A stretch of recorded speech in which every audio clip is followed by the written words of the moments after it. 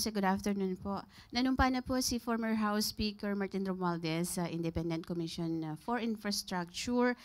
Sabi po niya ay lubos siyang makikipagtulungan at tumulong sa pagtuklas po ng katotohanan.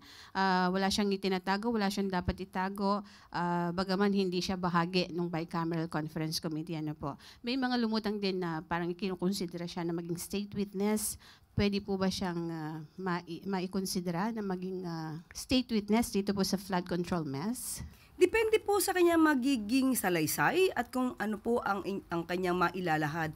At depende na po rin yan sa Department of Justice kung siya pa ay maituturing na isang state witness at ito naman po ay irerekomenda sa korte. So lahat po yan ay depende sa lahat ng mangyayari. So hindi pa po natin masasabi kung siya pwede maging state witness o hindi.